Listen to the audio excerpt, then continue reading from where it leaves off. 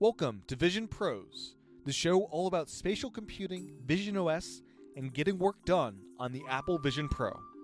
I'm Tim Chen, host of the show. I think the key for me is that so much of my workflow was iPad based before I got the Vision Pro that it just all translates so well. It's just like having as many iPad apps in front of me as I want. So it's kind of like the progression from Stage Manager to external displays, and now Vision Pro is just the logical endpoint of it. And so you've got the visionOS apps, which are great, but so many of my tools are still the iPad apps, but I can just have all of them at once. And you wouldn't think that would boost productivity as much as it does, but just not having to open and close and minimize it really does make a difference. Welcome to another episode of Vision Pros. On this episode is Devon Dundee from the Magic Rays of Light podcast. Devon is one of the few people that primarily uses the Apple Vision Pro as a spatial computer rather than an entertainment device. Even though he hosts a podcast all about the Apple TV, he spends most of his time bringing his old iPad workflows into visionOS to get his job done.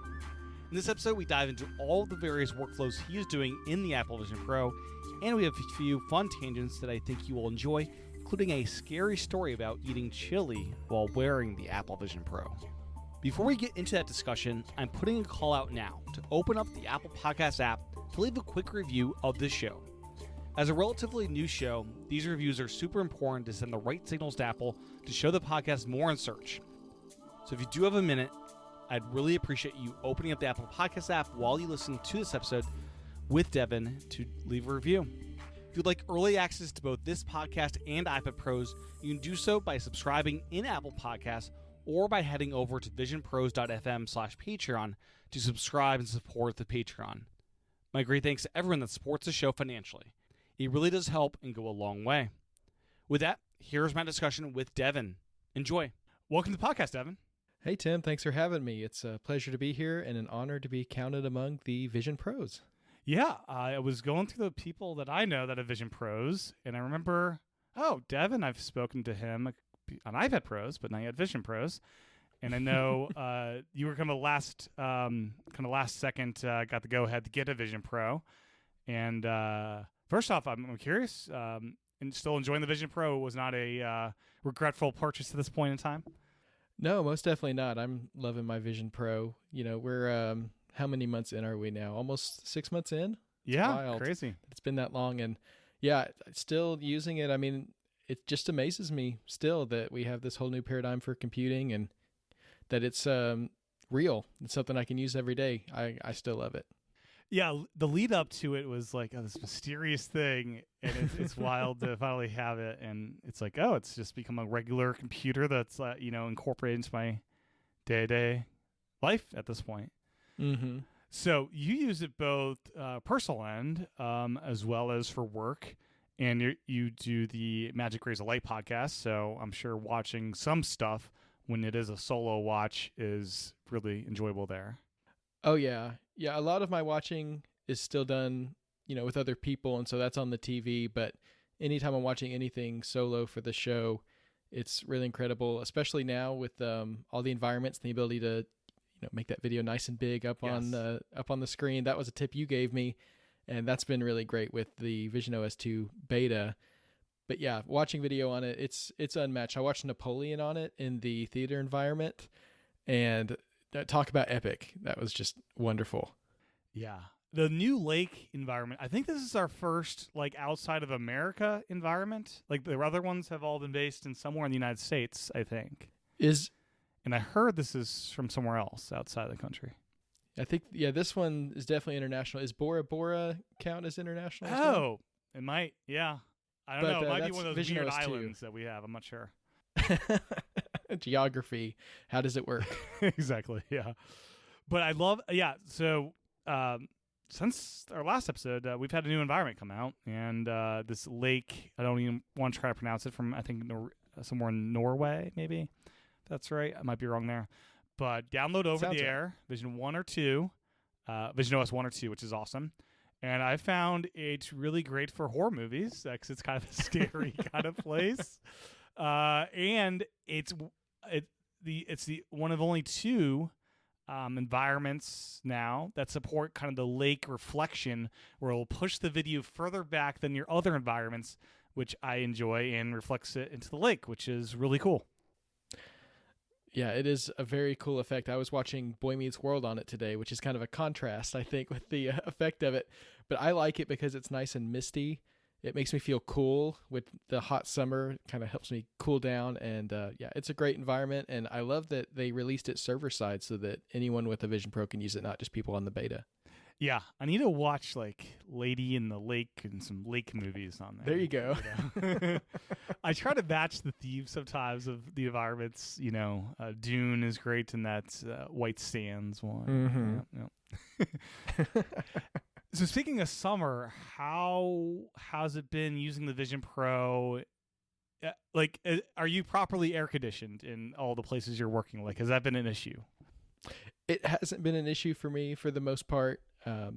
Air conditioning is very common where I live because it gets pretty hot here. I think it's almost 100 degrees Fahrenheit today here, so we got to have that air conditioning. So nice and cool. And of course the fans on the Vision Pro, every once in a while I hear those spin up because I'm pushing it, getting it hot, nice and hot in there, but otherwise no issues. Yeah, I need to do a battery life test of if I watch a movie in like an environment that's doing the reflections. Is it? I'm guessing it's got to be less battery that I have if I'm trying to watch a movie unplugged versus just like a free floating window. It's got to be drastically different, I would think. Yeah, that would be a good test because the reflection and everything, I'm sure that's pushing it a little bit further. And then, of course, you got the environment on top of that as well. So I bet it is using a little bit more. Yeah, because I think if I put my hand above it, I can tell like, oh, I'm in an environment doing a movie versus not. Yeah. Right. So, for those that don't know, can you share what your day job is and kind of how the Vision Pro you've been able to incorporate into your day work? Yeah, for sure. So I am the creative media director at my church. So I'm the full-time tech guy. Anything basically that plugs in, I tell people that's my job. So I do the presentations for our worship services. I do website, social media, and promotion and things like that. And then in addition, I do IT as well. So very cool. That's my job. I had a very similar job when I lived in Hawaii. And back then, it was like a decade ago, we had, I think it was like mini DV, like camera switcher for recording and streaming and stuff.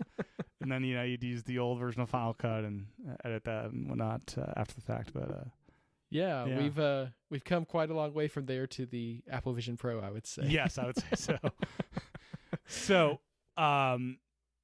as far as using the device at work, has the personal iCloud account been an issue, like logging in and doing stuff with work machines, or what's the situation there?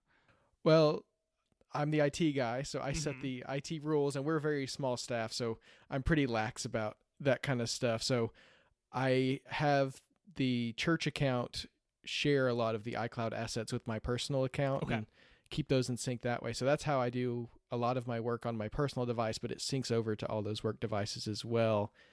And for devices that are on the church account that I can't access via iCloud, I usually use some kind of VNC like screens to get to those. So I have access to just about everything from my Apple Vision Pro. I've set it up that way because I like to work there, and that keeps everything nice and tidy. That's awesome. Yeah, I was a bad employee often with. I know this was set up on purpose and you got permission and everything, but I would often just like I just want to log into my stuff because it's easier this way. Yeah, the problem is you get your personal and your work logins mixed up, and then you're like, okay, which account am I in? Which Dropbox? Okay, I need to log out and back in, and so you have to be careful. And I imagine people at bigger companies are listening to me saying that and thinking, what in the world are you doing? But it works for us. We're a small crew, and I'm very hands-on with everybody, so we make it work. I'm pretty sure. Yeah, every time I log into YouTube, I still see the option to log in to a job I had like 15 years ago. Wow. They still haven't, sever. I should probably just go to sever whatever that is, because it's probably an abandoned YouTube thing at this point that they don't do anything with, but yeah. Clear that cache. Yeah, right. So as part of your job, designing slides and graphics, is that for like the kind of Sunday sermon type stuff, or more youth group stuff, or what kind of stuff are you doing with slides and graphic work? So it's mostly for the main services on Sunday mornings, but I also do graphics for social media and Yep. announcements, keeping people informed. And of course, you try to streamline that as much as possible and reuse assets and, make everything the right size and shape for what you're adapting to. But I'm able to do all that on the Vision Pro, which is really nice. So it's kind of a combination of different ways that I'm able to do that. So the main app that I use for making slides and things that are going to go out on social media is called GoDaddy Studio. It used to be called Over. I don't know if you've heard of that. It's a great tool. It's kind of like Canva or that style of thing. I'm not the most professional designer in the world, so I need a little bit of help. I was surprised Keynote wasn't kind of top of mind with slide creation, especially with Vision Pro, and that's the one and only native app from Apple from iWork. Yes. Oh yeah, I use Keynote for certain things too, which is really great. And it is great that it's a native app. I wish they'd make Pages a native app. That's an app that I use quite a bit, and it's kind of weird having it as an iPad one. But GoDaddy Studio, it's an iPad app, but it works really well on Vision Pro, and I'm thankful that they didn't turn the box off. They turned it off for the Mac, so I just assumed that they wouldn't allow it on Vision Pro. Yeah. But so I'm trying not to draw too much attention to it. Maybe talking about it on a podcast isn't the best idea, but please don't turn off that box, GoDaddy, because I really appreciate it. So I make the slides in there, and it's really cool because moving assets around, you just pinch your finger and you just move it in space, and very, very natural. And of course, you've got your keyboard and your trackpad for more fine manipulations as well. But that works really well.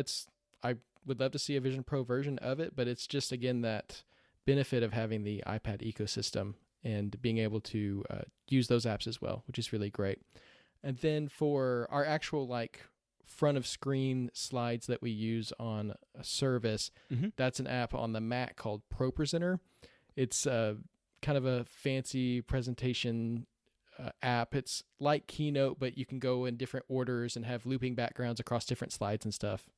As you say this name, I think that's what we used in Hawaii at the church I was at. Okay. Yeah, it's been around for a while, so that doesn't surprise me. It's really great. It's kind of the standard for houses of worship, but I mean, even other venues use it as well, conference centers and stuff like that. It's really flexible as far as the outputs that you can have, and it's pretty powerful. But the way I do that is I use screens on my Vision Pro, which is a Vision Pro native app now, and it works really well. I'm so impressed with that app. And I'm able to open up the Mac and then open up ProPresenter, and I can actually have multiple Macs open at the same time, so that if I'm trying to keep slides in sync across our main screen and our live stream, I can go ahead and have both of those going in tandem with screens. And it kind of just it feels like, you've got the Mac Virtual Desktop, which is a great feature. I use that as well. But having multiple Macs at the same time and being able just to go between them with one mouse and keyboard feels like a superpower, honestly. That really does. I have some Macs, but I really, I use the M1 MacBook Air as my current Mac that I'm using screens with. But it would sound kind of cool. Like you have this whole arsenal of Macs and you surround yourself with different screens, because you can, when you use screens, when you open the app, it has the main launch page. When you open a connection, it opens a different window for that versus just taking over your original window. So you could easily open up a bunch of different connections, and the Vision Pro seems to handle connecting to multiple things all at once without any slowdown, which is nice. Yeah, no bandwidth issues there. Everything's nice and smooth. I've had up to 3 going at the same time and just jump between them, do what I need to do. And, it's not exactly the same as sitting in front of a Mac. I think that's always the ideal, but when I'm in my office and I'm able to get all that done and access all these Macs that are in another room from that far away, that's a really nice thing. And being able to move them around my room in Vision Pro and place them exactly where I want them alongside reference documents and the web and whatever else I'm doing, it really is just so nice to be able to spread out. So are you using the Vision Pro during Sunday service? It sounded like you are. Like you have you have the live stream going alongside the different one that's controlling the slides. So I haven't been quite brave enough to do that just yet. Okay. It's the social aspect, I think, is what really gets me. What's your setup? I remember I was kind of siphoned off. Or are you in a more public facing area? So we have a sound booth. It's at the back of the sanctuary, and it's elevated. But if you're standing up in the sound booth, everyone in the crowd can look back and see you. And Okay. people like to come up and chat and say hello. And so I Yes. feel like if I was wearing my Vision Pro, it would freak people out and it would distract them Yes. from the worship time, which is not something that I want to do. So, that makes total sense. Yeah. but it would be amazing because in the sound booth, I have my little command center where I've got, all our different sources and I'm switching between them. And then I'm also checking on the live stream. And there's another computer that I'm kind of sliding between in my rolling chair. If I could have the Vision Pro on and just have all that right in front of me and not have to move around, that'd be great. So maybe one day I'll be brave enough to do it. Or if it just becomes more, socially acceptable to wear that stuff out and about, then I'll be the first one on it. Are you also working with a hardware mixing board for levels and stuff, or someone else handling that stuff? So we have a volunteer who does that. I have a great team of volunteers who do most of the hard work. I'm just there to make sure things go smoothly, and they do a great job. I don't have the ear for mixing sound, unfortunately. If it's very basic, if it's a piano and a singer, then, I can handle that much. But once you go past there, you really don't want me on the soundboard. And when you remote to the Macs, are you using just a Bluetooth keyboard and trackpad paired to the Vision Pro, or are you using a Mac's a Mac's keyboard using that Mac Virtual Display alongside screens? So it's just all the Magic Keyboard and Magic Trackpad that's paired directly to the Vision Pro, Okay. and it runs everything. Nice. That makes it really convenient because, if the Mac Virtual Display starts to act up, then you lose your input for everything else, which is not that great. No, it's not. And I try not to have any other peripherals in front of me. It gets confusing. With visionOS 2, you're going to be able to AirPlay your iPad up to the Vision Pro. Mm-hmm. And I've done the thing where I put my iPad in front of me and use that Magic Keyboard to control the iPad. But then I want to go to a Vision Pro app and that cursor doesn't go outside the box. And I'm like, what in the world am I doing? So I try to keep it as simple as possible, just the one set of peripherals so that I don't get confused. I wish they would figure that out. Let me use my iPad keyboard and trackpad, especially when I'm airplaying, to also use it on Vision Pro stuff. Yeah, we need iPad virtual home screen, I guess, not desktop. But I love the AirPlay. I'm not complaining about it. But if we could take it a step further next year or get universal control in there somehow, that would be amazing. Yeah, the AirPlay is one advantage. You get the audio into the visionOS environments versus the Mac. You don't get that. I think I prefer the Mac overall better because you get the input on visionOS apps, and you can kick it off from the Vision Pro, which is really nice. But it is really nice having the audio from the iPad mixed into all the visionOS stuff when you're working that way. Mm-hmm. So, editing the website, calendar, newsletter, and social media, what kind of tools are you using there? I remember back a while ago, I was using HubSpot for social media, and I built some crazy shortcut to integrate with their API. Are you doing anything crazy like that, or are you just going to go into the different websites and apps to manage that stuff? Yeah, it's pretty much all the web front ends on things, which, of course, is Safari on Apple Vision Pro, and it works very, very similarly to Safari on the iPad. So the benefits of that are there, and also the limitations of that are there. So our website newsletter are through Squarespace, which sometimes works great with the iPad. Squarespace, don't we? Yes. Oh yeah, I mean Squarespace, it's awesome. I've been with them for years. I use for my personal site as well. It's great. I was halfway joking because I know on iOS it can be a struggle sometimes, and Safari, can sometimes, if you're not on the Mac, can be a struggle. Yeah, there are moments when it works really well, and then all of a sudden one day it'll just not let you do a line break. You can't shift enter, and it's like, yes, oh, how did that happen? So, but I do our newsletter and our website in Safari on Apple Vision Pro through Squarespace, and that works out really great. Their newsletter builder is actually really compatible with the iPad, and it's great. It's drag and drop, but it's a little bit simplified to make it work better if you're on a phone or an iPad, which is really, really cool. Social media wise, I use a service called Later. Okay. It's allows you to connect all your different social media services. I don't think they do Mastodon yet. We're not on Mastodon, but we're on the main ones, and it allows you to schedule out your posts and go ahead and auto-publish them so that you're not having to think about that constantly. Is Threads in there yet? I don't believe so. I'll have to double check. We haven't signed up for Threads either. I'm a little bit behind. I need to catch up. Yeah, I wasn't sure how big Threads is becoming out. It seems like bigger than a lot of things. But yeah. Yeah, I've seen some communities start to get into it, and I've seen some people from our congregation start to join and get in on the conversation. But Facebook, Instagram, those are our two biggest ones. Yeah, Facebook seems, for church, seems like, to me, like Threads and Twitter and stuff, it seems like more of a global community versus Facebook is very more location aware, I'd say, right?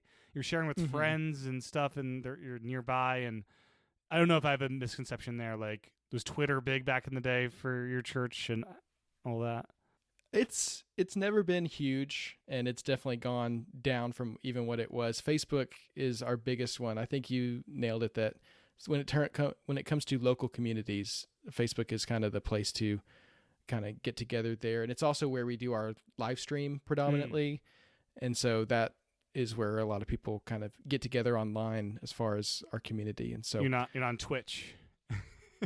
No Twitch. We don't even do YouTube, which I've meant to look into, but yeah, we're on Facebook, and then we're on our website as well. Gotcha. Nice. Yeah, I think ours was just on the website, and I think also YouTube was another endpoint we did. But that was always fun. Like, the internet goes wonky for a bit. It's like, not much I can do right now. Yeah. And you just created a ton of work for me tomorrow. I've got to go back and edit this now. Yep. Yep. And as far as the like cues, setting like cues is a note you have here. So is that live during, or is that programmatically linked to the slides in some way? Or so I do it ahead of time and have the colors sync to the slides, and then the ProPresenter actually has MIDI support built into it, so it sends a MIDI signal to the lighting board. Technology that just keeps giving and giving, Tim. MIDI, wow. Not just for music. Nope. I wonder if you'd like play a song and have each note do a different thing. Oh wow, yeah. You'd have to have a lot of cues ready to go for that and warn people ahead of time, I think. But yeah. So the lighting board, it's controlled by an iPad app and plays just as well on the Vision Pro. And so I'm able to go in and edit lighting cues there. Now, I don't actually check the lighting cues with the Vision Pro on, because you want to make sure your color is as accurate as possible. It's way different. Yeah, right. Yeah. But it is awesome just having the ability to pull up the light board there and make changes and save them, again, in the spatial computing environment with all my other windows, and just make it a part of my workflow. It's really, really nice. And you're also doing page layouts for the Sunday handout. Is that right? Just different publications. We do pamphlets and booklets, and we don't actually have a physical handout that we do on Sunday mornings anymore. We've moved over to the newsletter for that. Gotcha. But there is a lot of page design. I'm kind of known as just like the formatting guy. Yeah. I did a whole tutorial with my staff one time on how to use tabs, because everyone was just spacing over to get the text where they wanted it. And I was like, guys, oh my gosh.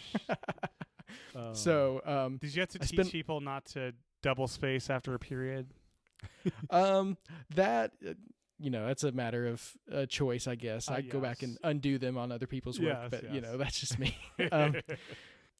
But doing pages in Vision Pro is great, because you can do that 8.5 by 11 vertical layout and have it tall right in front of you. You got that little button up in the corner of iPad apps where you can switch the orientation. Yeah. And I love to have it just full page size, just looking at a big sheet in front of me and being able to edit text and layouts there.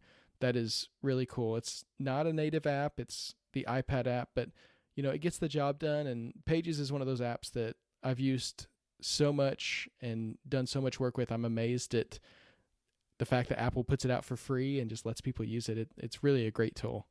Yeah, it's one of those tools. It's like I keep forgetting it's free, because I remember paying my $10 or whatever for it, and I think I bought it for the $30 iWork bundle on the Mac back on hard disk back in the day.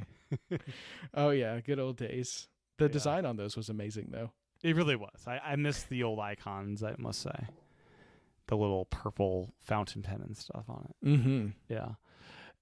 And as you said, it's just an iPad app, but it is very nice just having a huge iPad app in vertical. Like, it's something like it's harder to work on iPad vertical. You can do it, but like the keyboards are designed, everything's designed kind of horizontally. But iPads and iPad apps do work vertically very nicely, especially when they're huge in the Vision Pro environment. Exactly. I mean, I use my iPad almost entirely in landscape mode because it's always in the Magic Keyboard, and there's no way to flip it there. So yeah, it's almost like a whole new way of using those apps on the Vision Pro. I think the key for me is that so much of my workflow was iPad based before I got the Vision Pro that it just all translates so well. It's just like having as many iPad apps in front of me as I want. So it's kind of like the progression from Stage Manager to external displays, and now Vision Pro is just the logical endpoint of it. And so you've got the visionOS apps, which are great, but so many of my tools are still the iPad apps, but I can just have all of them at once. And you wouldn't think that would boost productivity as much as it does, but just not having to open and close and minimize it really does make a difference. Yeah, it's weird. Some people say this doesn't make me any more productive or it's not any better, but I really do think there's something to it about I can just have my window to the right there. I know what's over there. I can turn my a little swivel chair or whatever, and just turn over there, work on that stuff, and change. And I find it so much more enjoyable of a way of computing to just like surround myself in windows and not need to just open and close. Even on the Mac, it's like, oh, let me change the resolution to make everything tiny so I can fit everything properly. But no, in Vision Pro, you just move stuff around you and you have more space to spread out, I find. Yeah. It almost makes sense. The people who have always had like 3 monitors attached to their Mac, which I never understood and could never make work for me, but now it's clicked, and I guess it just took making my entire room the canvas to make it make sense for me. Yeah, for sure. And then the last thing in your notes about day job workflows, sermon lesson writing. What app are you using to do that kind of stuff? So my main text editor on visionOS is Runestone by Simon Stroving. It's a great app, and it does so much more with text than I could ever possibly use. I'm just writing Markdown with it, which makes me feel like I'm not really using it to its full potential, but I'm not writing code and things like that, which can also do. But it's great, and it allows me to have my writing window there in the center, and then usually I've got my research materials just kind of spread out all over the side or behind me sometimes if I need to just get something out of the way for a second. I'm like, where did I put that? And so I can really focus and get in an environment with just the writing window when it's time for that. But during the research stage, when things get really messy and you need to just have, you used to have piles of papers and books just all over your desk. Now it's just all spread out on the Vision Pro, and it's great for just kind of letting your mind work through those things and then finally get to a place where you can focus. So I love to write on my iPad. I've been doing it for years, but the Vision Pro, I think, just takes that focus to a whole other level, and I really appreciate that. Yeah, the thing I love about it is you can have your stuff you're writing actively, and then they can be surrounded in reference kind of apps and just like glance over and reference something, and it's very nice. Like it's yeah. Yeah, I wish I had it when I was in college because, back in the day, just having so many different things spread out and trying to assimilate it all, it felt like I was drowning in paper sometimes. And now it's just all in the Vision Pro, and that doesn't stress me out having a lot of windows spread out there. Yeah, I'm envious of kids these days with all this fancy technology. Kids these days. I know. I remember iPad came out like last year of my college or whatever. And I ended up with 2 of them, so I'd have the cellular high-end 64 gigabyte model, and then I did the low-end Wi-Fi because I didn't have patience to wait the month for my other one. But I would have one as my reference iPad, and then one for writing my paper or whatever. It was kind of a funny thing I did back then. Yeah, multi-window back before there was multi-window. Exactly, yes. Now, the thing I haven't been brave enough to do again, just socially, but maybe one day the technology will get to a point where we can do this, is actually wearing the Vision Pro while I'm speaking, so I can just have all my notes in front of me and not have to have anything, between me and the audience. But, maybe someday, people, when they're speaking, they have timers going to kind of keep them on track, and sometimes they pay attention to those, sometimes they don't. So that's another thing that might be nice to have if you're ever wearing the Vision Pro while you're doing a speaking gig, but maybe someday. Yeah. That might be put a little barrier up between you and the audience there. But if you have stage fright, that could be a good barrier maybe. Yeah, just throw up an environment. You're just speaking to an empty field or a nice lake. Yeah. So you mentioned a lot of the workflows just carried over directly from the iPad. And there's more we're going to talk about for your MacStories and personal uses, but kind of generally, what have been the things you prefer still to do in iPad, and what is just drastically better, putting the Vision Pro on to do? Anything that involves multitasking, I'd say Vision Pro is better. I have the 13-inch iPad Pro, the M1 version, and even hooking it up to an external monitor, it still doesn't feel like enough space to me anymore. And I'd never thought that would be the case, but I don't want my windows to touch. I want them to be full size, and I'm spoiled already, and it's terrible, but that's just where I'm at. So anything that's going to involve 2 windows or more, I want to go for the Vision Pro first. I'd say the thing that the iPad still does better for me personally is reading. Anytime I want to catch up on my RSS feeds or a book, I go to my iPad mini. I think that form factor is just great, and something about looking up at something you're reading that's kind of got some distance between you and it just doesn't feel the same to me. With the iPad mini, it's up close and you can directly manipulate it. You're not having to reach your hand up and scroll and things like that. So that's the main thing I'd say the iPad I go to before I go to the Vision Pro. And then, of course, again, when I'm in situations where I can't use the Vision Pro for whatever reason, the iPad's my go-to, and I still love my iPad, no shade to the iPad at all. But having the ability to switch those workflows down from the smaller screen up to spatial computing, it really is great and smooth. And of course, everything syncs, which is great. I'm so curious if the Apple Books team will get around to creating a visionOS native app. And I'm curious how they'll approach that app. Because, I don't know, it could be a very different kind of reading experience if done properly. Yeah, if you could integrate it with the hand tracking and kind of emulate holding something, I think that could be really cool. Page turning, I think, would be an awesome experience if you get a really good 3D effect there. There's a lot of ways they could go there. I feel like first we need to get all of the stock apps just on visionOS native, get that, that supported apps folder a little bit less filled up there. And then I think Apple could really start thinking about, okay, we've got our software here. Now, what does this spatial computing paradigm really look like for some of these specific use cases? Even something like calendar, being able to put a little calendar on your desk and flip through it, stuff like that. I think that there's a lot of ways they could go there, and we're still really, really early days on what that's going to look like, which is so exciting. For sure, yeah. As far as reading on the iPad, I have the nano texture one, the 11-inch M4, and I have to say, it is just such an enjoyable experience at night, having a bed lamp next to you, and almost like pointing the iPad towards the light because of the way it diffuses it. And it just kind of looks like it's painted on the glass in a way that's just very enjoyable. I must say, reading on the iPad, especially the nano texture, to me. Yeah. Oh yeah, I haven't gotten to see the nano texture in person yet, but I've heard amazing things. I feel like more and more people are getting on the nano texture iPad train, and I probably don't need to see it in person because I'm just going to be so jealous and tempted by it. And yes, I don't need to buy a new iPad right now. I bought the Vision Pro already this year, so that's true. I mean, yeah, and all the crazy light setups at your job, and it's an essential upgrade for you.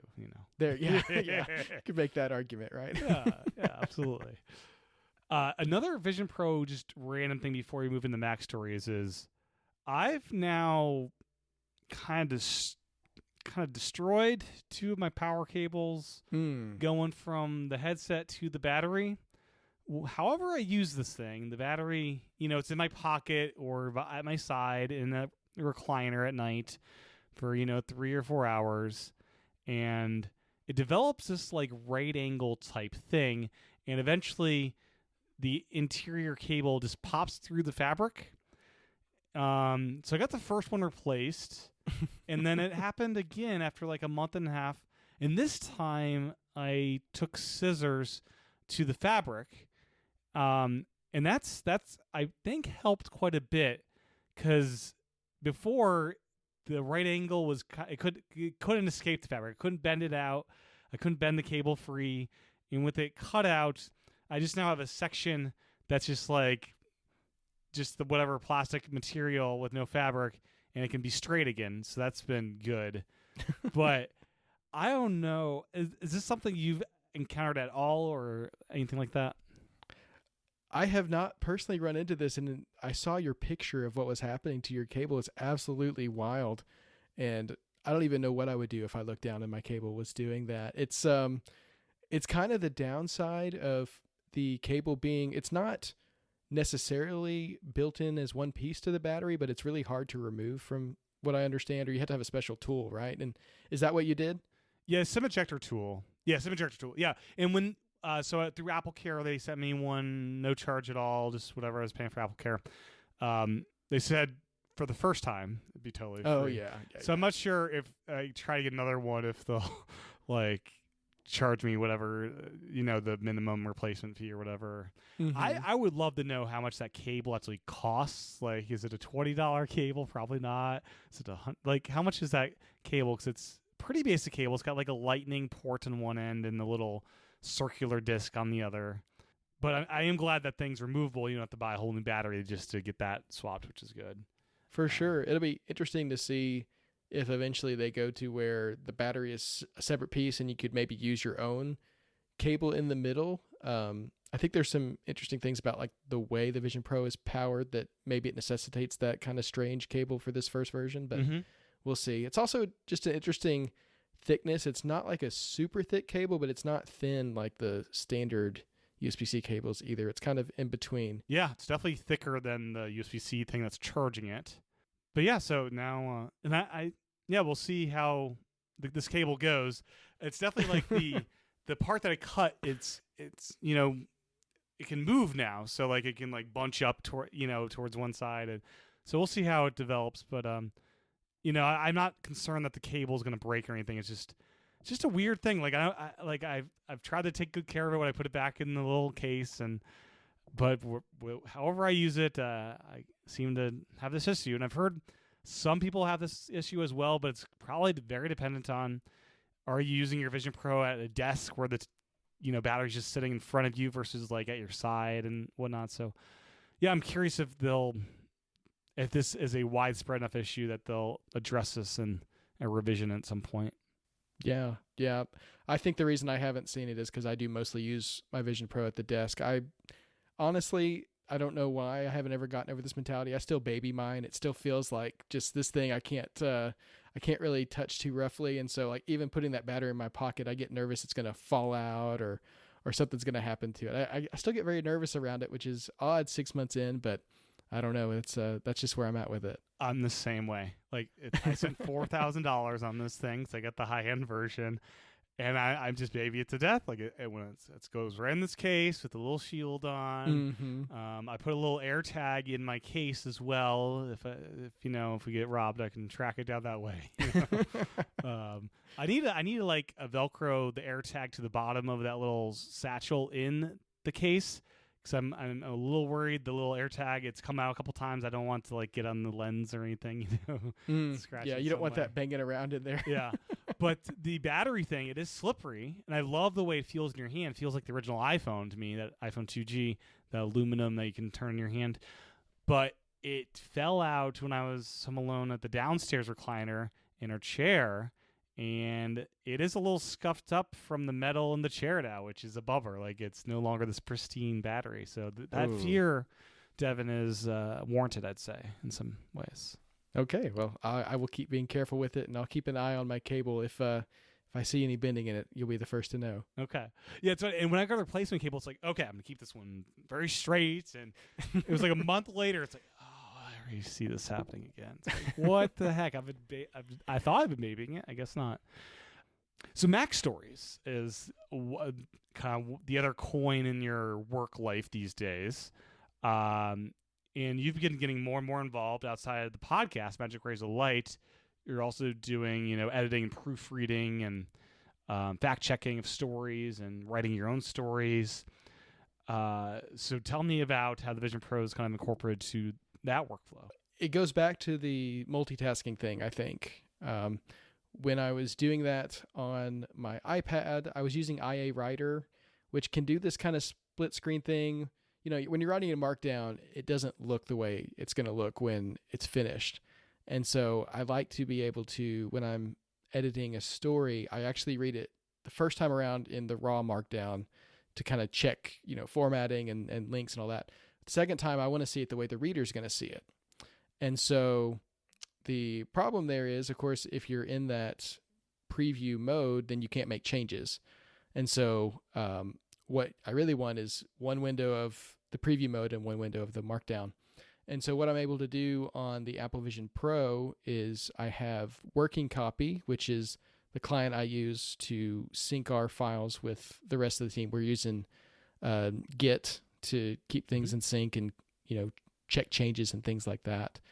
And so I've got working copy on one side in preview mode so I can see exactly what the article is going to look like. And then I have Runestone with just the raw Markdown. And so as I'm editing, the preview will update, but I have them both in those full window sizes, which is really great. And then when it's time to take that second pass, I can just move working copy up into the center and do my reading, but I've still got that editable version right off to the side if I need to make any quick changes. So yeah, I really enjoy that whole process of editing and helping other people tell their stories. You know, as much as, you know, I love to write and share my own stories, I really love just hearing the voices of other people. I'm a huge fan of all the writers at MacStories. I have been for years. And so just getting to kind of play a small part in helping get those stories out and do that on my Vision Pro, it's really fulfilling.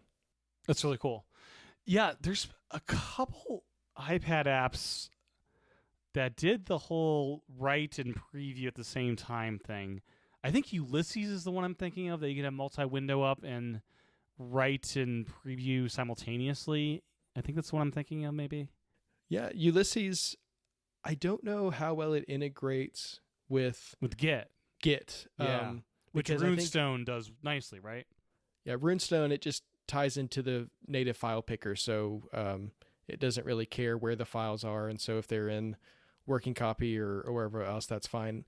I feel like some of the other apps that I would use and are available on Apple Vision Pro like to keep their files more contained in a container. And that, you know, then you're dragging files from one place to the other and then back, and oh, did I remember to move that and copy that, or which version? And so I just I like to edit things in place. And so I'm still hoping that IA Writer will come to Vision Pro at some point, because I love it on the iPad, and I've sent in a couple of requests like, hey, would you consider just, you know, letting people try it out on the iPad and let people try it out on the Vision Pro, I mean, and it's not enabled to be even used. Nope, they didn't check the box, or they unchecked the box, however they have to do that. And I understand, you know, you don't want to give people an experience that you haven't vetted yourself, and you don't want to open yourself up to more support requests. But I'd say that I'm not a developer, so I don't have that perspective necessarily. But for the most part, apps from the iPad, especially ones that, you know, are using native elements, seem to run pretty well on the Vision Pro without too much trouble. Yeah, if it's trackpad optimized, especially, perfect fit for Vision Pro, because it you know, piggybacks into the trackpad thing for looking and hovering with your eyes kind of thing. Mm-hmm. And that is such a frustration when apps say no. Ferrite's my big one. It's like, come on, Canis, enable this. I got it running. It works great over here. I'll say that editing podcasts on the Apple Vision Pro is an incredible experience. I haven't done it the way you do it. I did it with my iPad mirroring. Yes, that's why Canis would prefer you to do it versus sideloading, which I haven't told him I've done it. I don't know if I should. I don't know how angry he would be by that one. But you know, it just comes with time, and I understand developers wanting to take their time. I'll be eager. I check the visionOS App Store at least once a week and search for these different categories that I'm still kind of looking for that perfect fit in, and you know, it'll get there. We'll get there, Tim.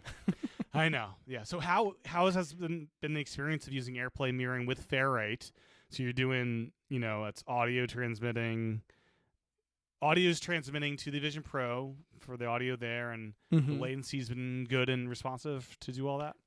Yeah, I'm not super sensitive to latency. So I'm sure there's some people who would say it doesn't work, but for me personally, I was able to edit just fine on it. And, Ferrite is one of those apps that's really well optimized for whatever input you want to use. Mm-hmm. And so using it with a trackpad, you get in the flow and you start making those edits, and it just feels completely natural. So the only thing I couldn't do really is multitask, which when you're editing a podcast, you don't really want to multitask anyway. No. So it's actually the perfect use case for that. And actually the entire reason that I upgraded to the visionOS 2 beta in the first place at the beginning of the summer was to try that feature, and it's worked out so well. Yeah, I think I tried it out. It's like, oh, Devin, you need to try this because it's really. I was surprised by it because Airplane Mirroring. Oh, the trackpad, you can see that, and that just clicked for me. It's like, oh, apps that are enabled, I can now just use in visionOS, and it's really something else. There is something to me about just bending down. I'll edit podcasts on the iPad every now and then, but I do prefer it on Vision Pro because you're just you can just look straight at this big canvas, and it's so nice. Yeah, your posture is a lot better working on Vision Pro than it is on an iPad. I've noticed the hunch now that I don't do it as much. I'm like, ooh, I'm really kind of not in the best position here using this iPad. So that was one of the unintended consequences, but definitely one of the benefits as well of using Apple Vision Pro. Yeah, they need a Magic Keyboard case that extends the iPad up to eye level, and that'd be a bit unwieldy though. Something that I love, my favorite writing app for Vision Pro, is probably Everlog, the journaling app. Mm-hmm. And yeah, I was curious, back, lesson in sermon writing, if you've ever experimented with just using Everlog as a different category versus Runestone. So I haven't tried to write anything long form in Everlog like that. I think my main thing is just keeping different types of data separate. Yeah. I've gone pretty hardcore on Everlog, and the visionOS version is gorgeous. I love journaling in it every night. It really is just a great app. And the text editing, if there was a standalone just text editing app that wasn't journaling, but it was just that same core, I would buy that in an instant and use it. But I've got so many journals going now in Everlog, and I use it for memories and reviewing things from years past that I don't really want to mix my writing in there. But I love the text editor, and it really is so well done. Yeah, and you can have multiple journals, but you can't have multiple libraries, right? You can't switch to a different library, right? Right, and you can even, one thing I've thought about, maybe I should try this based on this conversation, you can create a journal and then hide it in other views so it doesn't show up in the main list. It doesn't show up in the on this day. And so then it is kind of just its own little silo there. Okay. So that could be a temporary writing space for me. And then, export it from there to the Files app when I'm done. I might have to try that for my next lesson or sermon. Yeah. I'll have to report back. Okay. Yeah, because it has been such a shame that it seems like of all the types of apps, it seems like writing is such a natural fit for the Vision OS. And there's just so few of them, and they don't seem that they're complicated apps, I'm sure, to write, but it seems like, oh, come on, let's have some more options here. It's just there's not many. Yeah, a lot of the best ones as well are made by smaller teams who, investing in a new platform just takes some time. So I'm trying to be patient. The other area that I think is lacking on visionOS is RSS readers. I would love some of my favorite RSS readers to come to visionOS even in just compatibility mode, but that's been a little bit of a struggle trying to find the right tool there. And that's another reason why I usually go to my iPad for reading as well. Do you have a favorite environment to be in when journaling? Will you enter an environment? And I think my go-to usually for journaling, at least this summer, has actually been Bora Bora at night. The sound of the waves, it's relaxing, and to me it's reflective. I love that soundscape that they've got, and so that's been my favorite. And it could just be the newness of it as well, but I mean, I've stuck with it so far. So yeah, that's been my go-to for journaling. How about you? I like to mix it up, but Bora Bora is a very relaxing, nice one to be in. Mount Hood's a go-to, just calming one to be in. Mm-hmm. And then something I just remember just now. I'm not sure if this is new with visionOS. I think this is new with visionOS 2. This bug I've encountered. If you're in pitch darkness, generally it's pretty good now in visionOS 2. But I have noticed it keeps you very honest about staying awake at night in total pitch darkness. Because I noticed this bug, if my eyes were closed for like more than 2 or 3 seconds, it would just like turn off, and I open my eyes again, and it reboots. Oh wow! It'll turn back on really quickly if I open my eyes again, but it just would turn off on me. It's like, you're keeping me very honest about staying awake for this movie, aren't you? I wonder if it thinks you've taken it off, like it just doesn't sense your eyes anymore. So it's like, I guess I'm done now. Right, in the total darkness, yeah. But it didn't do this in visionOS 1, I don't think. But that would be kind of a fun feature. It's like keep me awake mode. It kind of like, it pinches you in some way, some kind of audio wake up thing. Yeah, flash of light or some lightning sounds or something like that. Yeah, that could be cool. Yeah. But I noticed that as like overall the betas has been pretty good. This last beta was very reboot heavy, but since then it's been good. Beta 4. Have you enjoyed any other big features outside the Airplane Mirroring? I'll say the ability to recreate your workspace on a reboot is great. Like you said, in the beta times, there is a little more rebooting than usual. And the first time it rebooted and the windows popped up, I was like, wait a second, what just happened? That's so nice. I'd say probably actually the change that's had the biggest impact on me day to day is the home screen editing. Yes. Which is something that is actually quite fun. And I think I've finally nailed my arrangement and got everything looking the way I want it to. And then of course you download a new app and it's like, okay, where am I going to put this thing? So, having my apps arranged the way I want them on the home screen has actually made getting to where I want to a lot faster. Because for some reason I just forget to launch them with like Spotlight or something like that, or Siri even. Yeah, a lot of apps I would just forget I had and didn't use as a result. Yeah. And now that I can edit them, it's like I got all my entertainment apps on page 1. Like, do you have them grouped by like category kind of? The way I've got it right now is I have my main visionOS apps on the first home screen, the ones that I use the most, and then the second home screen is actually my main iPad apps.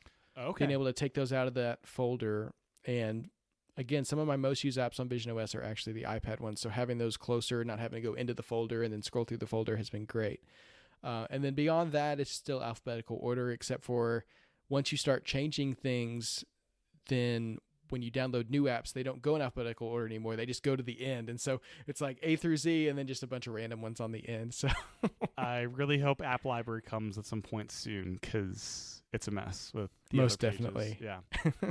But Casey Less owes app reordering to my new subscription of that app, because I just would forget to use it because it's like, I got to pull up search. And ever since I could reorder, I put call sheet at page 1. And I blew through my 21 searches or whatever. It's like, okay, time to subscribe. Yeah, you got to keep call sheet handy when you're using the TV app on visionOS. It's nice to have it just right there. Very much so. So outside of editing the podcast through Airplane Mirroring, what other kind of podcast production stuff do you do in the headset? So as far as podcast prep, I basically live in the Notes app. We do all of our planning, Sigmund and I, through a shared note, or really like 2 or 3 shared notes where, you have your future plans and then this week's episode and our show notes. And so within Apple Notes, all within Apple Notes. Okay. Yeah. Just collaborative there. And that document just grows and grows and grows throughout the week. It starts off very short and then it gets quite lengthy, and you start scrolling through it at the end of the week. It's like, okay, there's a lot to cover here. Does Apple Notes do like trailer embeds? Like if you throw a YouTube link, will it embed it, or is it like more of a link where it open up in Safari kind of thing? So you can do the embedded links as far as the way they show up in like iMessage or Mail. I don't think it has the built-in video player, but I don't know that for sure. But you have to actually share them from the share sheet. You can't just copy and paste a link and do it that way. Gotcha. And what I found with collaborative notes is they don't like links, or a lot of links anyway. We used to put all of our links in there as we were building the document, and it actually gave me an error at one point that there were too many links, and the document became very hard to edit. Like the cursor would go to the wrong spot as you were editing. So we ended up just completely deleting that note and starting over. And we said, okay, let's try to keep links to a minimum in the document now. So one of those quirks of Apple collaboration, it's just an interesting thing, but it's definitely nice to have. And so as I'm researching, usually using my RSS feed to, I've got different sources that I keep up with on news and trailers and all that good stuff. Mm-hmm. And I end up saving those into an app called Bridges, which is a link saving app. It's not necessarily meant specifically for podcasters, but it works really well for the podcasting use case because I can build our show notes there. All the links for the show notes are there. And then I can export everything at once as Markdown, which is the format that we use for MacStories, getting things on the website and stuff. So it's a really just great app for collecting links and keeping them there. And it's got a great visionOS app as well. So I'm doing all my link saving stuff in there for the show instead of in notes. And that works out really well because, again, at the end of the week when it's time to publish, it's just that one copy and paste and it's all ready to go. Are you able to share a collection of links with somebody? Like, would Sigmund have access to those links, or is that just for you? Yeah, there's no collaboration built into Bridges at this point. It is syncing with iCloud, so it's a possibility that it could be added at some point. Mm-hmm. Jonathan, developer, is a really cool guy, and he's very open to suggestions and stuff like that. So that would be a cool thing to see come in the future because, when you're working on an episode with your co-host, it would be great to both be able to see the links there. It'd be also interesting if you could add captions to the link. So if you're working on a show notes, you could just, write some notes about the link kind of right there in Bridges almost. So you actually can. There's a notes field in Bridges. You can change the title and then you can set custom notes as well, which is really great. So, because, when you're saving a link from YouTube, it's not really the format necessarily that you want in your show notes. And so you can edit that and get it all the way you want it, rearrange. It's the only link saving app I've ever come across that lets you custom reorder your links to get them in the exact order you want before you copy them out. Because I'm very particular about, I want the links to be in the order of the discussion so that when you're following along, you can easily find it. And so, it's a really great app. I spend a lot of time in it on all my devices, but on visionOS, especially when I'm getting ready for recording. Very cool. And then actual publishing of the podcast, kind of what's kind of the workflow there? So that's going back to Safari. Usually Sigmund is the one who edits the podcast most weeks. Some weeks I do it, but so once I've got the finished episode file, I'll upload it to Libsyn and then copy and paste the show notes into there and the artwork as well. So that's all in the web. And then we also have a version that goes on the MacStories website, which, just copy and paste that markdown. So that's all in Safari in the web, nice and easy. And but again, when I've got 60 windows and I've just finished the edit and I'm working on the show notes, then it's very easy just to pull up Safari and not have to worry about cleaning things up and just get it all done as quickly as possible. Yeah, and the artwork for the episode, I noticed each episode has like custom artwork for that episode. Is that Sigmund's work? That's all Sigmund. He does an amazing job with the episode artwork, and each chapter actually has custom artwork as well. So sometimes he'll put little jokes in there or even like he's done little like gift codes in there before and not said anything and just wait for somebody to find it. So he gets real creative with that. And that's a cool little perk of Magic Rays of Light that he does. Now I need to look back at the Cinnamon Toast Crunch discussion to see if you put anything fun in for that. So anything else MacStories related before we move on to the kind of personal stuff? I think we've pretty well covered my MacStories workflow. I guess the only other app that we really use for MacStories is Discord for communication. That's a fun one in Vision Pro, I'll tell you.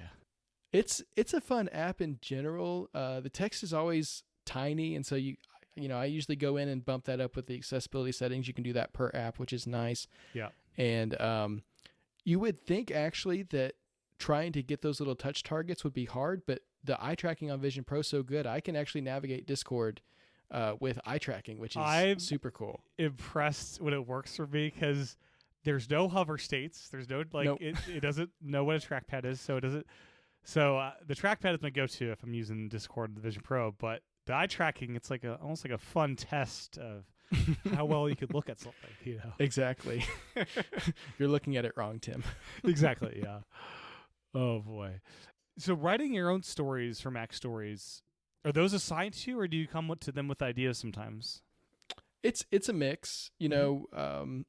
This is my first Apple News cycle on the MacStories team, and so I'm still kind of learning what exactly that flow is. But event days, it's all hands on deck, which is very fun. And if I have an idea, I can pitch it and share it. But for the most part, I'm doing a lot more editing than writing day to day. Yes. And I don't know, it's weird, but I actually kind of prefer it. It's just I like working behind the scenes and helping them out. But when I have an idea for a story and I get to pitch it and execute it, that's a lot of fun too. For sure. So personal uses, RSS and reading. You mentioned the iPad is kind of better at this for you, but what kind of tools are you using on the Vision Pro for this? So my RSS app on Vision Pro is called Feed Fluent. It's a new app that actually was created specifically due to the lack of RSS apps on Apple Vision Pro. It works a lot like Reader 5, if you're familiar with that app on the iPhone, iPad, and Mac. It's got that paned layout, and you can just fetch your new stories and check them out. And it's well done. The thing about it that just sometimes catches me is it doesn't, of course, sync with my RSS reader on my iPad because I'm using Reader on there. And so they get out of sync, and I open up FeedFluent, and there's a bunch of stuff that I've already seen. And so, but I think FeedFluent actually either is coming or just came to iPhone and iPad. So that's pretty cool. If you want to go all in on one client on all the platforms, you've got that option now.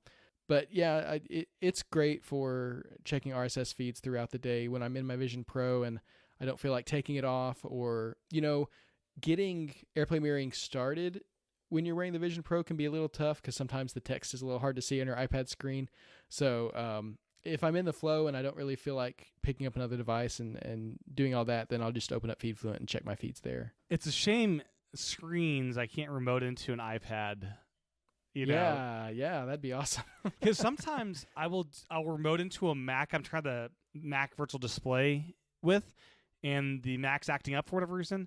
So I'll sometimes remote into it and try to kickstart the screen mirroring directly on the Mac as a way to fix that, and that works a lot of the times when the Mac's acting up.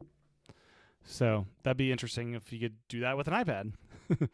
Yeah, for sure. That would be cool. And honestly, to remote into an iPad from another iPad would be awesome as well. I mean, it's so handy on the Mac that coming to the iPad would be awesome. You're getting my gears going here, Tim. Yeah. You're making me think. Well, it's in FaceTime now, so maybe they'll next year reveal that as technology for other apps. Yeah, for sure. I guess if you could figure out a way to answer a FaceTime from your other device, then you could go ahead and make that happen yourself. Yeah, I have when I'm in the same room as my other device, I have called myself over FaceTime and tested out the FaceTime control your other device thing. Totally works. The hard thing is calling yourself. There is a way to do it, but I forget exactly how to do it. I think I had to use an email or something to call. Oh yeah, maybe like a link that you could. Oh yeah, that's what I did on both devices. Exactly, that's what I did. Yeah, so I tried calling myself. That didn't work. But if I created a link, FaceTime, and copy that link, that definitely did work. So that's how you call yourself if you want to do that. There you go. There's your remote access for iPad. Yeah. Communication, social media. What are you doing here? Well, I've got the Messages app always off to the right. Mm-hmm. One of my complaints about visionOS, I don't have a lot because I'm mostly just impressed with it. Notifications aren't great on visionOS. You just get this little circle of what the app is, but you don't get a message preview. There's no actions that you can take on it unless you open the full notification center. Mm-hmm. And so that's an area that I hope to see probably visionOS 3 work on. And I really wish you can reply in messages. I want option to just reply inline in notification center. Exactly. Yeah. It takes you out of your environment, which sucks when you're in a movie. Well, that's why I just keep the Messages app open at all times to limit those notifications and quickly deal with them as I can. It doesn't work when you're got a film that, is the taking up the full environment.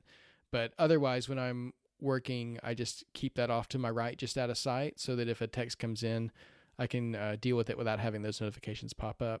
Yeah, the other thing I had to turn off. I had some custom sounds for some people in messages, and I had to turn that off because it was pretty disruptive getting this like 3 or 4 second alerts out every time someone would text you in Vision Pro, because there's no way to mute that. And it's just like, oh gosh. It's like, I don't want this. This should not be the reaction I get when, someone texts me. It's like, I can't hear what that person said in the movie because the text came in. Exactly.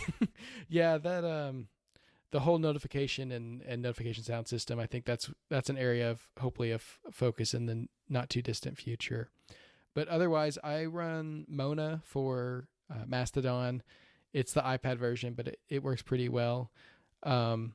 And then Discord, again, is an app that I spend quite a bit of time in. Those are the two like social media style apps that I do. For Threads, I just use the website. There is a Threads client called Just for Threads that I've tried, and it has transparency. I feel like the trouble that app runs into is it's just like a web wrapper for the Threads website, and the Threads website is constantly changing. Like they're just iterating on it. Like it feels like every week there's something different. And so I can't imagine being the developer trying to keep up with all that. So I'll use Just for Threads from time to time when I want to stay in the visionOS, kind of vibe, but I mostly just check it in the browser. Gotcha. And then you have your own website and do some blogging there for that. Yeah. So that's on Squarespace, and again, just in Safari, and log in there and can usually I just copy and paste my Markdown from Runestone and get it into Squarespace, which does support Markdown, which is cool, and publish from there. Nice. And then task and calendar management. I love calendars in visionOS. They're nice and big. I have both the Apple Calendar iPad app and then Fantastical. Use both apps depending on what I'm doing. How are you dealing with all this stuff? So that was actually the first app that I pulled out of the supported apps folder when I upgraded, was Reminders, because I use it so often, and it's just one of those apps that I need quick access to. So it's on the second home screen now, and I can quickly get to it, and I have most of my tasks are weekly repeating. Very much a person of routine. I like to stay in my schedule, and so all of my reminders are scheduled for different days of the week, and I can see quickly what I need to do there. And then calendar, I keep my appointments in there. I don't have a ton of meetings. I'm not someone who meets with people a lot during the week, but anything essential that I need to keep up with goes in there. And then to kind of tie those together, I use a day planner app called Structured. It's the iPad version on visionOS, but it runs really, really well. They've actually added some little touches since the Vision Pro came out, like hover states, to kind of make it a little bit easier to know what you're looking at. And so that actually ties together my reminders and my calendar events into one day view that I can then fill in the gaps of what I want to be doing when I have extra time throughout the day. Do you think that'll change with the 18 cycle where reminders are coming into the calendar? So I tried that integration for about 30 seconds, and it stressed me out so much that I had to turn it off. I was like, no, these two things, I need to manage them separately, and then I can have them tied together in my day plan. But having them all in that one app, something about it, it's really well done. Like I love what they've done there, but I actually like my calendar to be a little bit sparse because it makes it easy to see what is important. So yeah, it's a cool integration, but it's not one for me.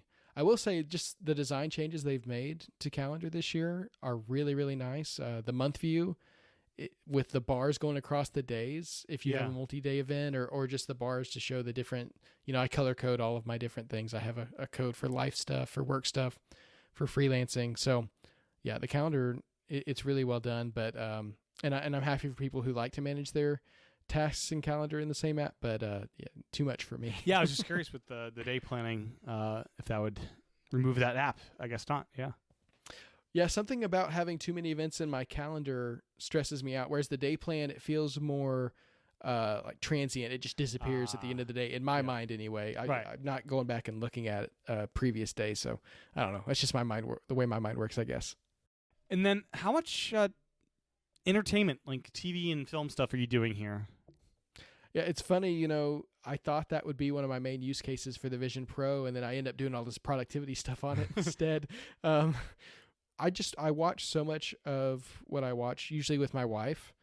And so I'm not going to sit in the living room with the Vision Pro on while she's watching on the TV. That would just be, you know, a little bit. You could do it with SharePlay if you really wanted to, and I'm sure there are people who do it, and that's great. But the experience that I want to have is to just be very present there in those moments. So everything that I watch on the Vision Pro is stuff that is not going to be shared watching, which is not the majority of shows that I watch. But things like I watch The Acolyte on my Vision Pro, which was just such a cool show to watch in that immersive environment, and really enjoyed that. And then with the podcast, I have to keep up with all the Apple original series that are coming out. And so if there's any of those that I'm watching by myself, then I'll watch those in Vision Pro. Earlier today, I was watching Women in Blue, which is this new series on Apple TV Plus, Spanish language series. It's really cool. I was watching that on the Vision Pro. How big's your TV at home? My TV at home is 70 inches, I think. Okay, I was gonna. For me, it's like stuff with subtitles. Vision Pro is so much better because it's bigger. We have a small TV. I wish I could spend the money I spend on Vision Pro on a proper TV, but I never get that approval. Yeah, fair enough. Yeah, but even a 70-inch TV, it's nothing in comparison to what you could do on the Vision Pro. Yeah. So are the subtitles much nicer being able to read that on the bigger kind of theater environment? Yeah, it is easier to see, and it would be cool if you could almost make the captions an ornament to the window and not have them over the video at all. You almost have like 3D in a way, do it some clever way, yeah. Yeah, we'll add that to the list of things for the future. But so I don't watch as much on the Apple Vision Pro as I actually thought I would, but I love it anytime that I can, and I do it as much as I can. And one thing that I've started to get comfortable with is eating while wearing the Vision Pro. Again, I baby it, and so I didn't want to do that for the longest time, but now I can wear it on my lunch breaks and watch TV while I'm eating, which helps. So what kind of food are you eating? Oh man, I mean, just about anything at this point. What did I have the other day? Fried rice with it on, which Wow. I was worried about the steam, Yeah. getting on the cameras, and that was a big step for me actually to be willing to do that. And it's fine. The device is actually more resilient, I think, than we give it credit for. Of course, we don't want to test that because it's expensive, but I remember when I first got the Vision Pro, I was having some fit issues, and I talked to Apple support, and they said, well, make sure you get that cleaning cloth out and just rub those lenses really well. And I'm like, wait, I can touch the lenses with the cloth? Like, it just hadn't even crossed my mind to even like have any physical contact with the device. I do all. that almost every day because it's blurry with the grease sometimes, the actual cameras. Mm-hmm. I asked about food because I had a horrifying experience with food like a month after release. Excited, it's like, oh, this is good. I'm pretty good about keeping the food below the headset. I was having some chili, and one of them I went too high. Oh, and I had to clean out chili from the grill. Oh. It all got out, and no damage done as far as I can tell. But oh boy, was that a horrifying moment when I saw. It's like, what's that? Why is there? Oh crap! I had one spoon go a little bit too high. Ooh, Thankfully, there wasn't sour cream in that scoop or whatever. But had some clean it out a little bit. It wasn't bad. It's all nice and pretty now. Yeah, food and computers. It's like one of those constant questions that we're always having to ask ourselves. Yeah. So dry food, I tend to lean towards, and stuff that's in my hand more than utensils, which So no oatmeal or anything. I've learned that lesson, sadly. Or I guess thankfully it worked out all right. But yeah, for sure. And then have you when you watch stuff where you're using your hands, are you turning off one of your hands for the hand tracking so it's not constantly interrupting that?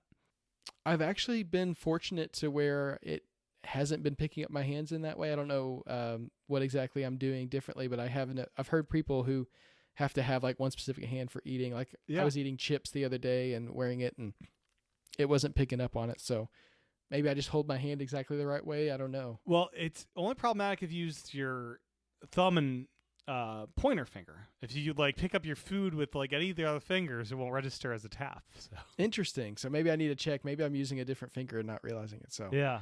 But anyway, it hasn't been an issue for me, thankfully. And of course, drinking with a straw anytime I'm using the Vision Pro, because you got to keep those liquids as far away as possible. So Yeah, I've been pretty good about leaning back, but yeah, that is a worry. Like if I oopsie, glad I have the Apple Care.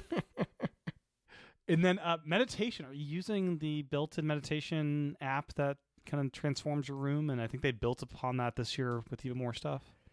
Yeah, that's one of my go-tos. I kind of switch between. I like to change it up. Sometimes I'll do the Fitness Plus meditations on my iPad, or I'll do the Breathe app on the watch. It's called Mindfulness now, actually. I just called it by its old name. But yeah, those pulsating sort of vibrations on my wrist can be helpful sometimes. But yeah, the Mindfulness app on Vision Pro, I use it all the time, and those kind of see-through fluorescent leaves that are expanding and contracting with your breath.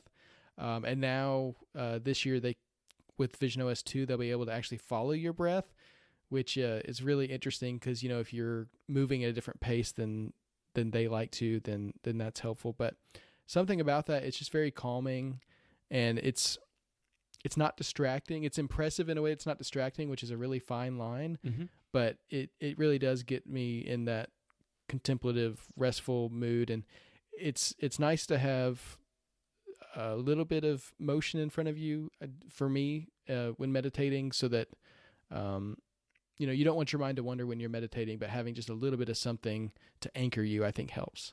I'd love if they could sync the Apple Watch pulsing when you're using Vision Pro meditation. That could be interesting.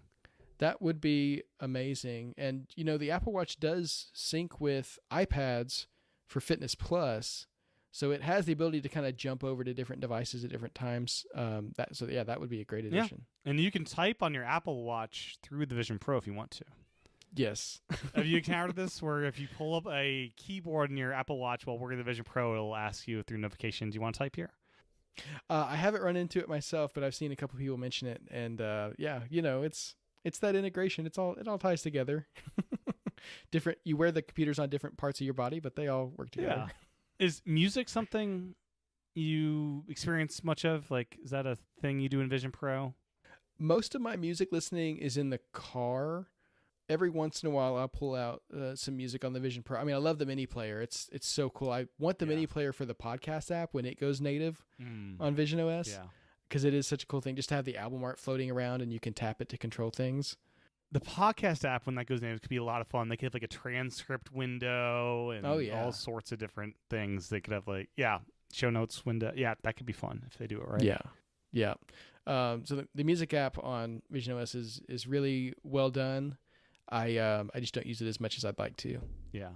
And then building out shortcuts. I use shortcuts in the Vision Pro, but I've not experimented with building them because I think I preferred the iPad experience for that with just grabbing stuff with my fingers. What's that been like for you? Well, using the trackpad is the key there, but what really convinced me that the Vision Pro was a good place to build shortcuts was when I was building version 2 of my Watch History Journal shortcut, which is what I use for getting shows and films that I watch into Everlog for reflection. And so I was doing a lot of copying and pasting actions from one window to the other. And you can do that on iPad, but then you've got that half view where the action picker cuts into your editing view, and it's just not the full experience. So having those two full windows open in front of me on Vision Pro, that was really, really beneficial when I was kind of trying to work with two shortcuts at the same time. And when you're working with a longer shortcut like that, I think it has like over 200 actions in it. Having the bigger space to work with is great. So it's not a native app, but the iPad app works really well, and I love having access to all my shortcuts on Vision Pro. It is wild running shortcuts, and it's like, I gotta look over here because that's wherever you're looking is where that window's gonna open. Let me look over here for this next part, this action, because you're kind of like, you're actively involved in how your shortcut's gonna actually run, but based on where you're looking. Yeah, it's a whole different little paradigm for on your phone, you got the little thing coming out of the dynamic island, and here it's just kind of floating in space wherever you're looking at. Yep, and on the iPad, it's like, oh, let me enter A Stage Manager. Yeah. So an iPad, you have to let me turn on Stage Manager for this shortcut. Oh, this one, let me use split screen for that shortcut that I prefer doing that way. Yeah. As far as games, are you doing much as far as some of the spatial games they've released? I know you're a big Jetpack Joyride fan. I am a huge Jetpack Joyride fan, and the spatial version of that is so much fun, especially now that in visionOS 2 they've taken that control center carrot away. That thing ruined so many of my games for me. Oh, yeah. The game would keep running, but I couldn't control the character, and oh man, that upset me a couple times. A lot of angry dust there. Yeah. But yeah, and the way that it has the 3D characters and stuff is cool. I've been playing quite a bit of that. There's an event going right now, and you wouldn't think that controlling it by tapping your fingers would be a great experience. They don't have controller support in the visionOS version like they do in other versions, but it actually is. I mean, it's precise enough. You can do your little dodges and all that stuff. So that works out really well. Synth Riders is a ton of fun on Vision Pro. I'm a huge fan of Beat Saber on other platforms, and that's the kind of the equivalent right now. If Beat Saber ever came to Vision Pro, I'd buy that in a second. But yeah, those are probably the two spatial games that I play the most. Yeah, Jetpack Joyride is still some of the videos my YouTube channel gets hit up on the most, because I made videos back in like a decade ago, it feels like. Here's this jetpack that you can unlock, and here's what it looks like and does. I just made a bunch of videos like that, and they were very popular. That's awesome. Yeah. So if you search Jetpack Joyride on YouTube, you might stumble across some older videos. Is the Vision Pro your first kind of headset, or have you had PlayStation VR or MetaQuest stuff before? I've never owned a headset before. My brother has an HTC Vive, I believe, with like the external cameras. He has like the hardcore setup with his PC, and so that was kind of one of my earlier experiences with VR. And then my nephew has the MetaQuest 2, which I almost bought. I was like about to check out. And then it was like, while all the rumors of Apple Vision Pro were swirling, I was like, you know what, let me save this money and I'll just see what Apple's take was. And it was worth the wait. But yeah, those are my two experiences before the headset. But Apple Vision Pro has been the only one I've ever actually owned before. Gotcha. And the last thing in your notes here, budgeting. What's your go-to app here? So I use Open Budget. It's a little indie budgeting app that I really enjoy. I'm pretty particular about keeping my budget balanced. And so what doing it in the Vision Pro allows me to do is have all of my different accounts and everything spread out and everything all at once. I used to do most of my budgeting on my iPhone, which involved a lot of, switching between apps and let me check this. And it's manual budgeting. It doesn't tie straight into my account.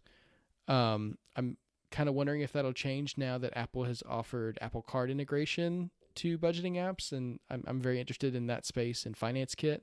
But right now it's a lot of like, okay, let me look at the list here and make sure it matches the list here, and then let me add up these two things and make sure they all add up together. So doing all that on Vision Pro is nice because I can have it all in front of me at once, and I want to explore the ability of Math Notes to kind of play a role in that. I don't think it's on visionOS too? No, okay, sadly not. Well, that's unfortunate. It really is, yeah, because it's pretty cool on iPad. But I guess there's not even a calculator on visionOS. I'm using a third-party calculator. So, yeah, I add that again to the wish list. But 10 years later, we'll finally get our calculator for visionOS. But just the ability to see everything all at once and have that financial picture, that's important to me. It's just one of those things that makes me feel secure and like I'm doing what I'm supposed to do. Is, as long as this is kind of taken care of and, I can pay the bills, then, a lot of the other stuff can work itself out. So that's been reassuring, and doing it in the Vision Pro is really great. Do you think kids are still learning how to balance a checkbook in school? I remember that was a thing we'd had to do. I don't think I've ever actually done that in my adult life. Absolutely not. No. I have a niece. She's a teenager, and we catch up every week.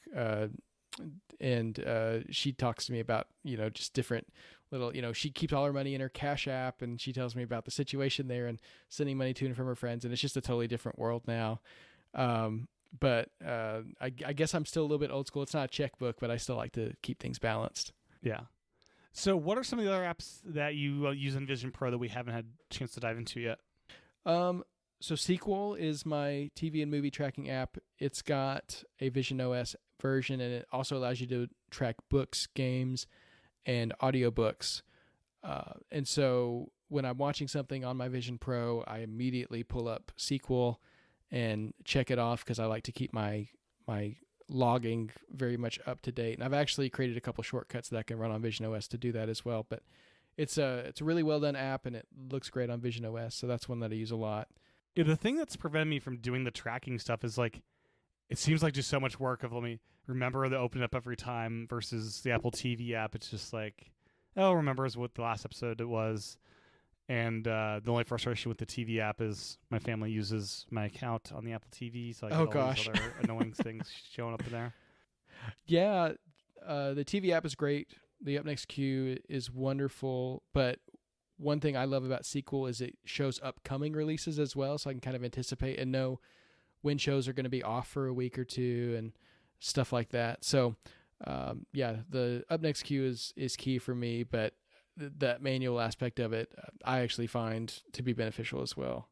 We mentioned Call Sheet. It's an excellent app. The search bar in the bottom is just such a cool innovation, and I love using that app to look things up and, who is that, and all that kind of stuff, different little facts about shows, especially as I'm doing podcast prep. It's great to look at the cast and crew of the shows that I'm watching, and some of that's in the TV app, but the Call Sheet has the full list, and I like the way it organizes things.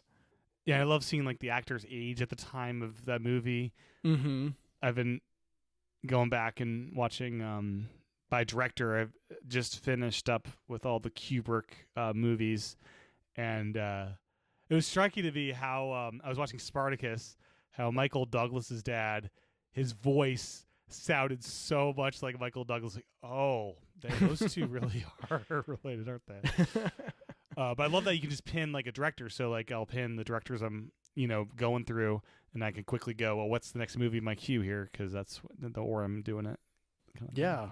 I've never thought to pin a director. Like that's really cool. You could work through different actors' work or stuff like that. That's really neat. Yeah, my quirk is I love to just watch directors' filmographies, kind of like as like a marathon thing. One night I'll do the first go through and move by movie kind of thing. I think that's really cool to get to go on their journey with them and see what their career has been like, and it puts their work in context, right? So you can kind of see how Kubrick would reference his own movies and movies after that, which is kind of interesting to just like, oh, and that's what that came on, that followed that. I like that. That's cool. Yeah.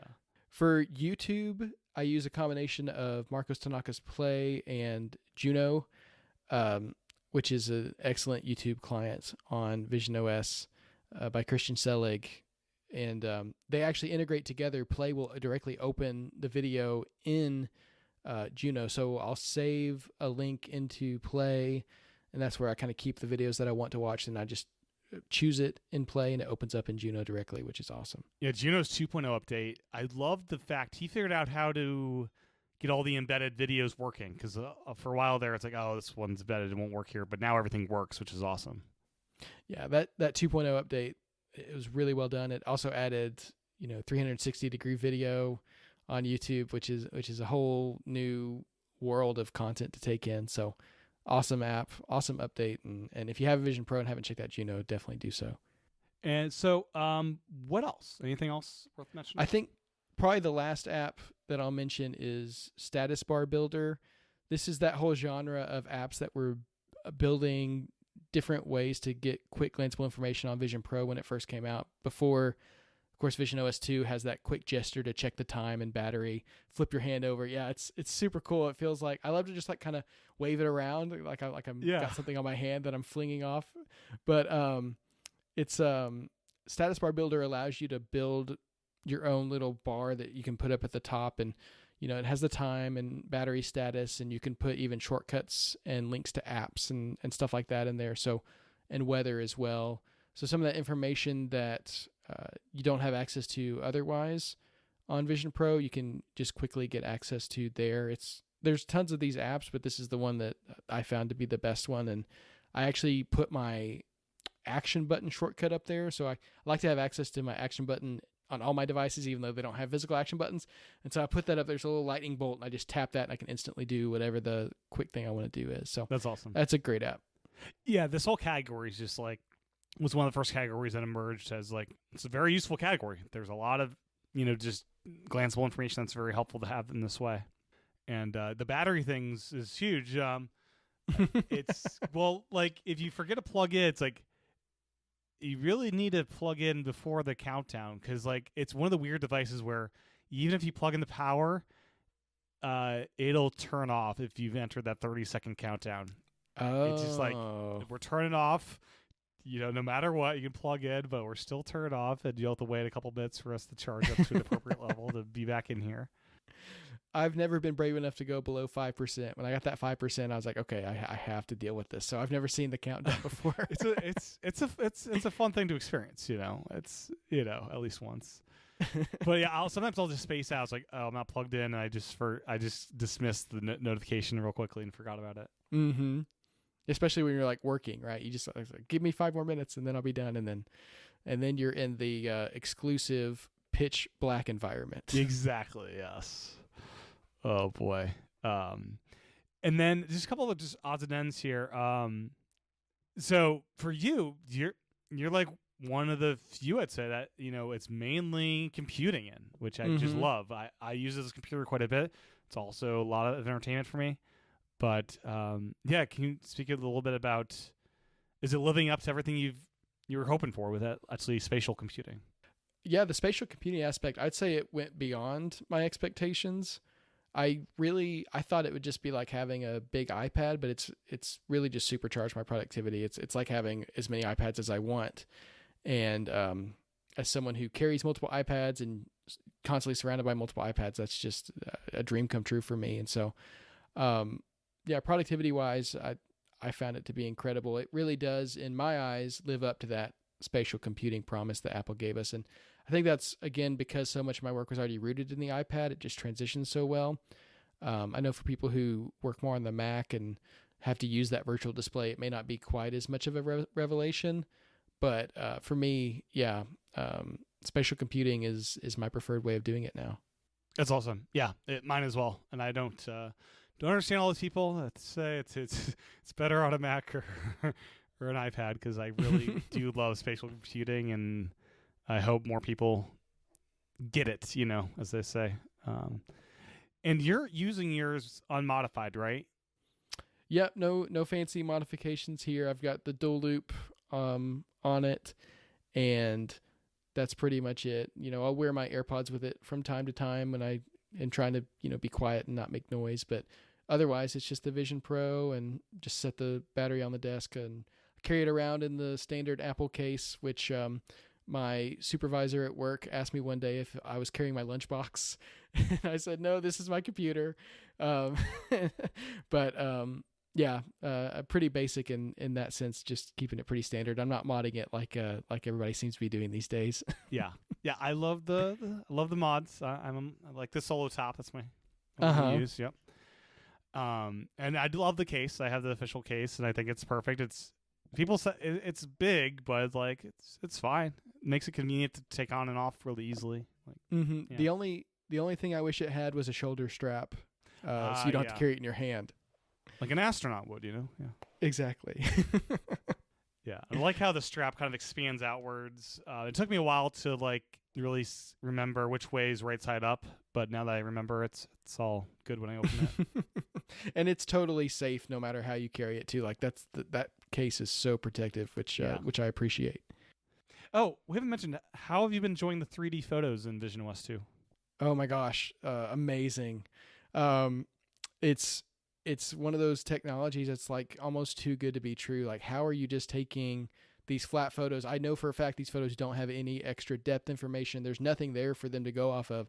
It just intuits like the layers. And I'm a sap for family photos. I talk all the time about how one of my favorite features of the Apple TV is the screensaver, which is it's just one of those things. I love family pictures. I love revisiting them. I love the way they get resurfaced in the Photos app, and getting to experience them with that depth is just it's emotional in a way that it's hard to describe, but it really does. it just helps you experience that moment in even more vividly, I think. And it's so impressive. Yeah, I was looking at photos from my wedding. It's like, oh, this is what it was like sitting in the first row of my own wedding. This is this is quite emotional. Have you gone back to your own wedding photos and like birth photos of your son? It's been mostly photos of my son Noah. I haven't gone all the way back to the wedding photos yet, but like you should. It's an emotional thing to look back at, like older stuff too. I need to. We got back from a trip. We took a trip and. He swam for the first time. So we took a bunch of pictures of him swimming for the first time. Yes. And so like I'm looking at these pictures from like 4 days ago and I'm tearing up. And it's like, wow, this is such a cool way to experience this and just really well implemented. And I can't wait till all of our photos and videos have that information built into them so that we can experience them all that way. But yeah, I need to go back and do some wedding photos as well. Yeah. I wish they would figure out how to do memories that they turn them into 3D memories somehow. Oh yeah, that'd be cool. Yeah. Are you doing much video capture and spatial video either on the phone or on the Vision Pro itself? I haven't done much on the Vision Pro, but when I'm filming with my phone, I try to always do one non-spatial, one spatial, just kind of, for future insurance. And yeah, those videos always turn out so cool. I mean, especially when you got a little one that's learning all these new things and, you just hold the camera and let him crawl across the screen and it's like, okay, this is perfect forever. So, it's really great. And I'm so happy that they brought that to the iPhone early so that we could start collecting those and build up that collection. Yeah, and I hope they bring that technology to transform any video into 3D like they did with photos. I think it's probably a harder problem, but we'll get there one day, right? Yeah, just do it 30 times every second of the video and then stitch it all together. And, the M2 can handle it. It's fine. Right, yeah. So last topic I just want to bring up. Using it at work, how accepting or unaccepting has your coworkers been of you wearing this thing? So I think it's been more my timidity than anything else. My coworkers are very cool about technology. They know that I'm that guy who's always trying something weird. I came to work one day with a smart water bottle and they all thought that was awesome and very supportive. So I tend to just wear it in my office. I haven't really taken it out of that space. And so if someone comes into my space and I'm wearing it, like, okay, this is a part of coming to see me now. And that's totally fine. And a couple of them have asked me, like, what are your goggles? What are you doing with that? And I'm like, I'm working, this is my computer. I promise. I'm not watching movies all day. Yeah.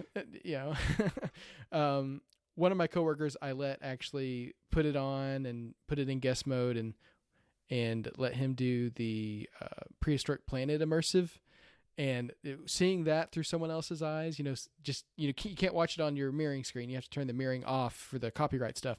But just getting to see his reaction to that was so cool. So I feel like it's still such a new thing. I'm still slowly getting more and more brave about wearing it in front of people. But I imagine, one day I probably will just show up to staff meeting with it and, mirror it up to the TV so they can all see what I'm doing. And honestly, I think they'd be pretty open to that. It's just me kind of getting over the, my own timidity about it.